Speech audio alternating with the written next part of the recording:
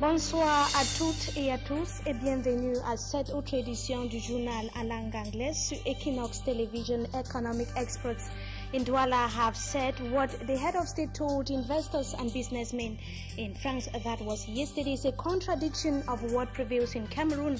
And also in this newscast, we take you to the northwest region of the country, precisely in Bamenda, where medics say that they have waged an endless war against the sales of illicit drugs in the part of the country.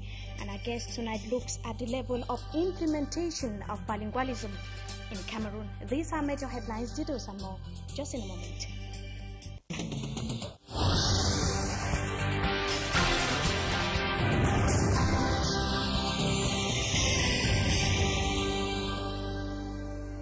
Thanks once again, viewers, for joining us in this edition of the Primetime Newscast on ETV. We begin right away here in the economic capital, Douala, where roadside vendors at the Nkululu market are adamant on instructions by the Douala City Council to quit the area, and even efforts put in place by agents of the Douala City Council have remained fruitless. And senior reporter Chris Toby tells us more in the following report.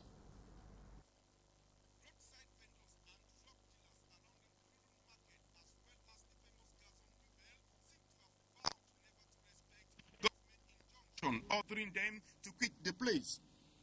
Despite the venue allocated to them at the Ngongswa market by the government delegate to the Douala City Council, they said traders complain of insecurity, difficult access to the site, and administrative bottlenecks when obtaining a store.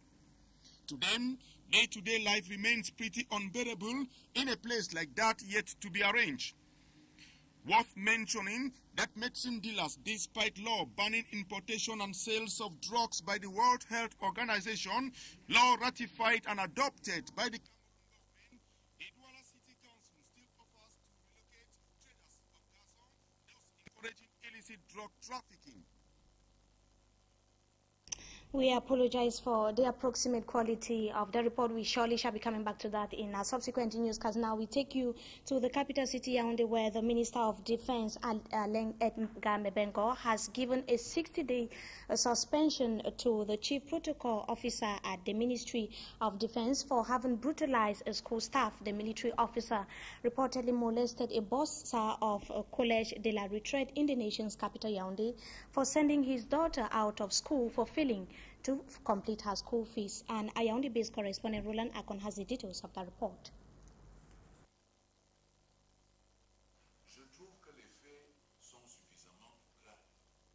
The Minister of Defense has punished by a sack his chief protocol officer. L'officier en question a été puni. The decision Wednesday follows a brawl Captain George Patrick Maker had with the boss of Collège de la Retraite in Yaoundé recently. The bossa, Reverend Ambroise Ambara Tiga, is said to have sent away from class the daughter of the captain over the non-payment of 45,000 francs CFA as second installment of school fees. This to the annoyance of the captain, who reportedly brutalized the bossa. Il a été mis fin à ses fonctions au cabinet du ministre de la Défense. Il a été reversé disciplinairement à la gendarmerie nationale puisque c'était un officier de gendarmerie. Minister Mebengo's decision sacking his chief protocol officer over abuse of authority has been widely saluted. But what about the gendarmerie officers who reportedly trashed this gentleman to death in the Kobison Gendarmerie Brigade recently? Another abuse of authority and abuse of human rights. Let's wait and see the minister's decision over the matter. We remain in that part of the country to add that the former managing director of the Cameroon Civil Aviation Authority has been slammed a 12-year jail term for embezzling the sum of 300 million francs CFA, and the verdict was handed down yesterday by the Special Criminal Court in the capital city, Yaoundé. Roland Akon once again tells us more. According to the president of the Special Criminal Court, if Roger Tongo Ongene had reimbursed 300 million to the state of Cameroon as stolen funds during his tenure as GM of the Cameroon Civil Aviation Authority, he would not have been slammed a 12-year jail term by the court in Yaoundé Thursday. The court is threatening to hit him again with another 5-year jail term if he fails to reimburse the $3 million plus other court charges after 12 years in prison. If Michel Fotso, who was in the same type situation, was discharged and acquitted by the court after he reimbursed $200 million, money he was accused of embezzling together with Roger Ntongo Ongene. Roger Ntongo Ongene has been in jail since 2009.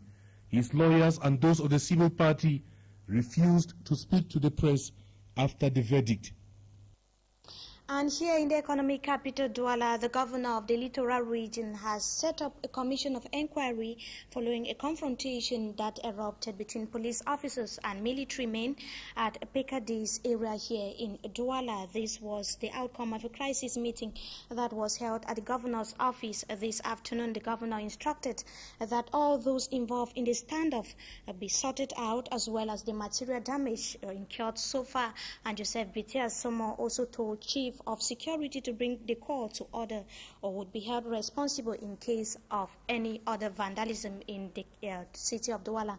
That outing by Governor Bitia Somo is coming in the wake of the stand-up that took place this morning in front of a filling station there at Pekadis in the economic capital, Douala. That was this morning. A soldier who was dressed in a civilian outfit had a misunderstanding with a worker at the filling station, which later generated into a fight, and a group of policemen on patrol who stopped to rescue the situation started another fight with the military men.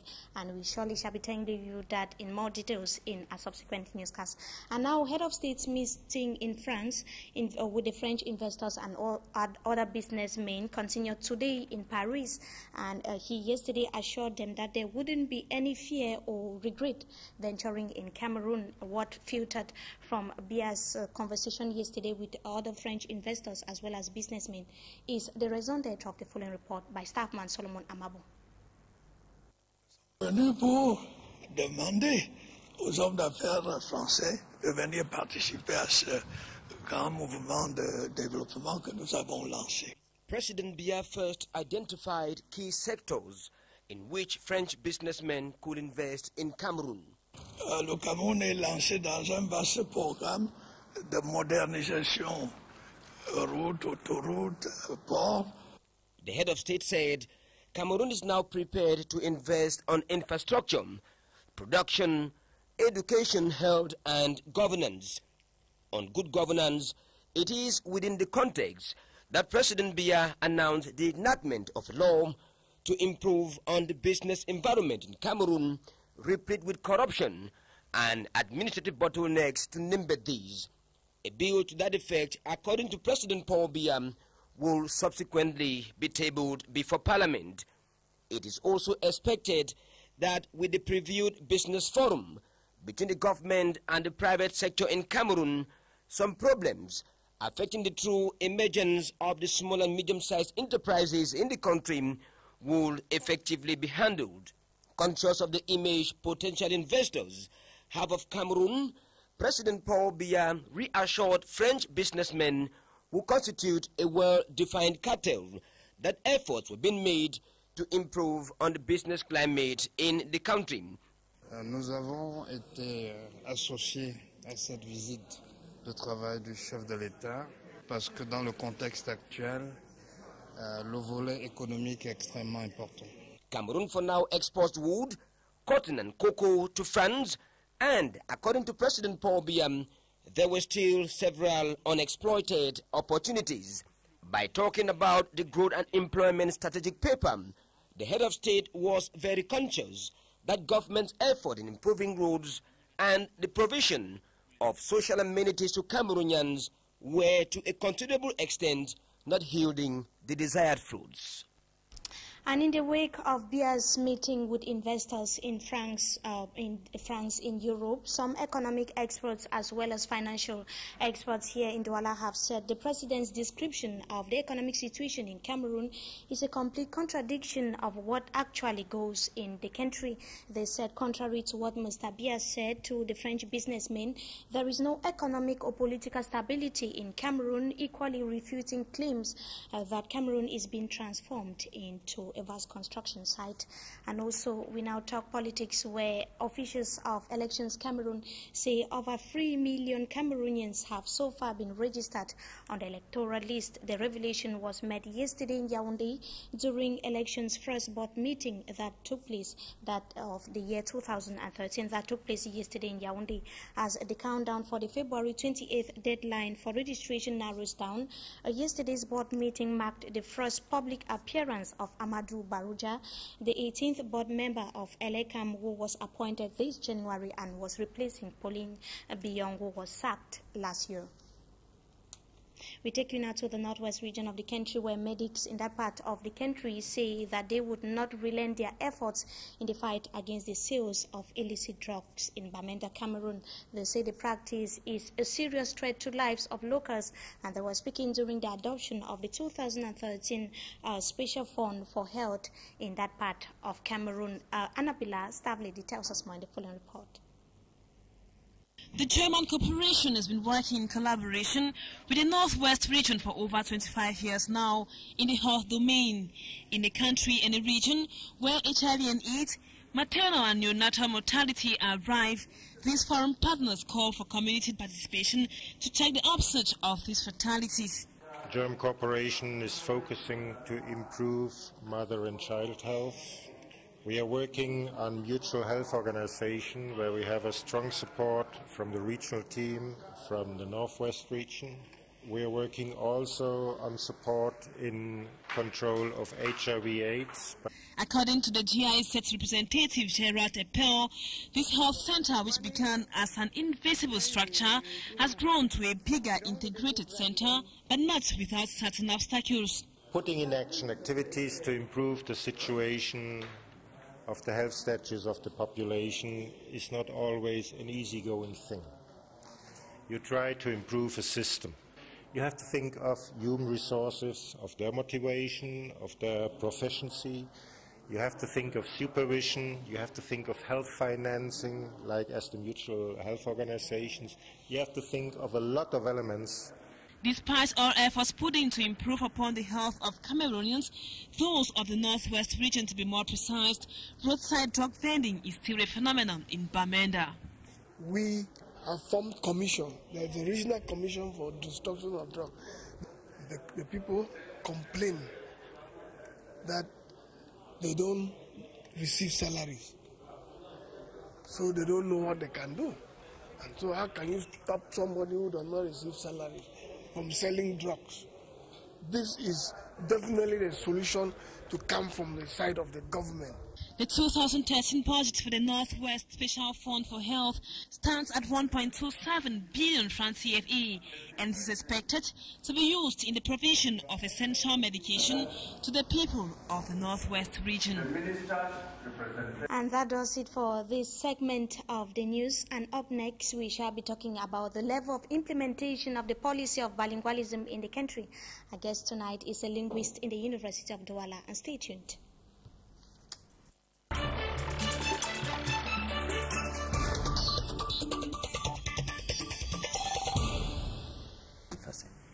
Hello viewers, we thank you so much for joining us in this edition of Talking Point. Tonight we are going to be talking about the level of implementation of bilingualism in Cameroon, and our guest tonight is a lecturer of the University of Douala, Dr.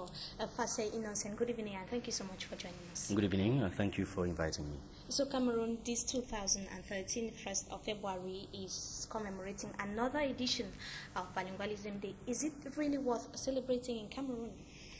Actually, because I can say that I'm one of the citizens who have taken the advantage of bilingualism policy. So I know what it means to be bilingual, English and French in our country. So we cannot celebrate it too much. So because it is a policy that has a lot to bring to our citizens, for those who understand what it means to master these two official languages.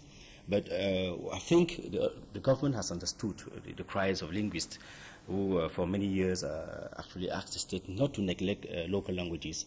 And today we are happy to see that the state has also taken all the measures necessary in order for us not to forget our local languages just because we have English and French has official languages and which happen to be world languages. So today we have to celebrate our official bilingualism day, and it is also good for me to specify that in our country we have used bilingualism in a very, I should not say pervasive way, but to say not the right way, because when you say by being bilingual in Cameroon, people think that being bilingual means speaking English and French. Being bilingual means speaking 2 languages. So if you speak Lamso and you speak English, you are bilingual. If you speak Medumba and you speak Fulfulde, you are bilingual. But when we talk of bilingualism in Cameroon, most of the time we mean official bilingualism, that is English and French. And that's what we are celebrating today. But you said that we shouldn't celebrate it too much. We can't celebrate it too much. That is, why? Why yes. shouldn't we celebrate it too much? No, like it simply means that the amount of celebration that we today witness on bilingualism days cannot be too much. We should celebrate it even more. That's what I mean. It's a rhetorical way of saying that we should even celebrate it more. Because when you master the 2 languages, you are actually open to the whole world. You know that the French and English are UN languages, English being the first, and French, I think, is the 5th language. So if you master these 2 languages, you are open to the world, you have power. Because when you master somebody's languages, you master that person. And when we have our own languages, our own culture, which we keep, and then we master another person's language and another person's culture, we are superior to that person. Now so, you are trying to look at the advantages of yes. bilingualism here. Yes, yes. So you said that we should celebrate it very well. Yes. An indication that it is something that is worth celebrating. Yes, of course. When you take a look at when we celebrate something that has attained a particular level of achievement, yes. when you look at the policy of bilingualism in Cameroon, what assessment do you give of it? I would say that at the beginning it was somehow haphazardly, followed up. It was just a number of measures taken without actual follow-up, without a consistent follow-up. And it is, I think, from the 1990s with the so-called Educational Council, what the best known in French as État Généraux de l'Éducation, that the state actually took stock of the fact that the policy that it put in place from the independence in 1961 had remained for many just mere pronouncements. That is, the country was bilingual, but Cameroonians were not that much bilingual.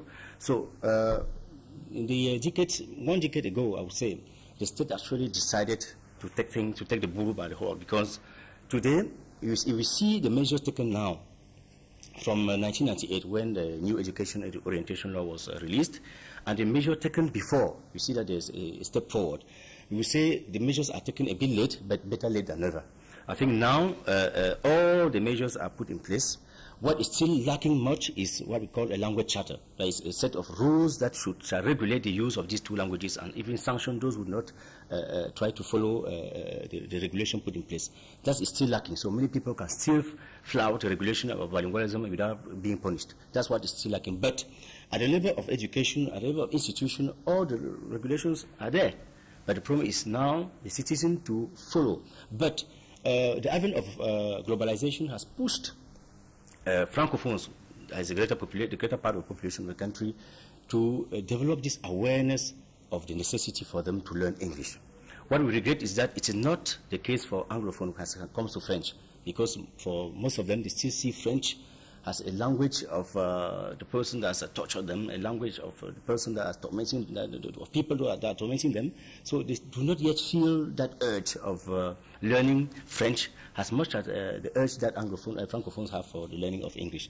But I think that if you assess the situation today and compare it 20 years ago, there's been a lot of improvement. There's been a lot of improvement. So you see, and in the yesteryears, we used to have the bilingual grammar school in Moliko Boya, which is actually one of the pioneer bilingual schools that we have in Cameroon. And geography students used to study geography in English and in French language. It was an obligation. So what happened? Because the policy had seemingly disappeared. What happened? Yes, at some point it was actually at the ideal situation, but many people thought that it was very selective. It was just there for a few selected Cameroonians, so it was there was some segregation because it was not for common and ordinary Cameroonians. So the state thought it wise to look at some system that can be generalized. And I would say, even if the Manowo Bay, what was called at the school, the system actually died out at some point, it has been revamped or revived in some private schools. I remember in Douala we have many schools that still implement the system, and you have people who can take the first school living certificate and the CAP in the same school. You have students who can take the BAPC and the ordinary level, the same students. I've carried studies on that. So it has died out in the public sector, but in this private sector, it has been resuscitated, and it is going on. But what we should also see is that Cameroonians have tried to develop their own strategy. If you go to schools, so-called bilingual schools, which are actually two separate schools in the same premises, you will see that if you go to Douala, if you carry out a survey in Douala, you go to bilingual schools, you will see that those that are supposed to be Anglophone schools, about 70 or 80% of the student population is made up of Francophones. And if you go to Sase, you go to the Northwest, wherever you go for these boarding schools, you see that about 40 to 50% of the population is made up of Francophones. Why this sudden change? Is it because they have understood that, for Francophones, they have understood that without English, they cannot go far in terms of studies, in terms of job, either locally or at the international level. So, see, they have not, the wind of globalization has pushed Cameroonians to understand the necessity for them to master English and master good English. And this is good for Francophones as well as for Anglophones. But what I say is that Anglophones do not yet feel that urge to learn good French. I don't know why. When we carried out a survey with Professor Simo Vobda 2 years ago, we asked about 200 Cameroonians of